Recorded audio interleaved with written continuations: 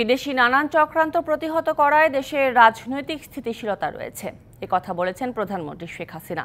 বলেছেন, আপৎকালীন খাদ্য মজুদ আছে, তাই রিজার্ভ নিয়ে চিন্তার কিছু নেই। সন্ধ্যায় গণভবনে 14 দলের বৈঠকে অধিক মুনাফার লোভে অসাধু চক্র কোল্ড স্টোরেজে ডিম রেখে যারা কৃত্রিম সংকট তৈরি করছে তাদের বিরুদ্ধে ব্যবস্থা নেওয়ার নির্দেশ দিয়ে তিনি বলেন, মূল্যস্ফীতি শুধু বাংলাদেশের নয়, এটি বৈশ্বিক সংকট।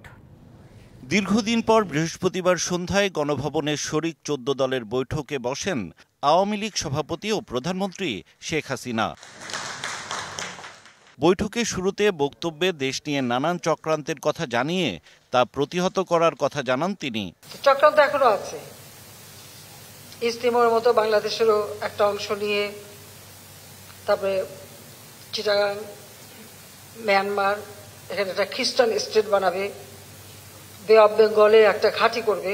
দেশের অংশ ভাড়া দিয়ে বা কারো হাতে তুলে দিয়ে আমি ক্ষমতায় যেতে চাই না, আমার ক্ষমতার দরকার নেই। যদি জনগণ চায় ক্ষমতার পর নইলে আসবো না। কথা বলেন মূল্যস্ফীতি, দেশের রিজার্ভ নিয়েও। জিনিসের দাম কমানো, এখানে অনেক খেলা হয়। যেমন আজকেও দেখলাম আলুর জন্য যে কোল্ড স্টোরেজ, সেখানে তো ডিম রাখার কথা না, কিন্তু ডিম নিয়ে আলুর কোল্ড স্টোরে রাখা হচ্ছে। এরকম অনেক ঘটনা বাংলাদেশে ঘটছে। আমাদের যদি খাদ্য মজুদটা থাকে আপৎকালীন সময়ের জন্য, তখন রিজার্ভ নিয়ে আমাদের চিন্তার কোনো ব্যাপার না। দেশের গণমাধ্যম স্বাধীন উল্লেখ করে সরকার প্রধান আর্টিফিশিয়াল ইন্টেলিজেন্সের ভুল ব্যবহার নিয়ে শঙ্কা প্রকাশ করেন।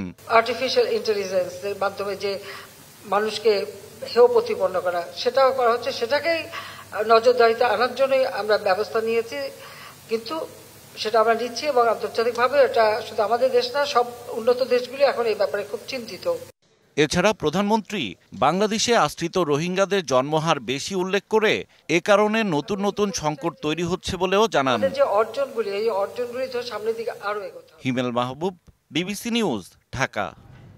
নগদে 500 টাকা বা তার বেশি পেমেন্টে পেতে পারেন ঢাকায় জমিসহ 20 কোটি টাকার পুরস্কার।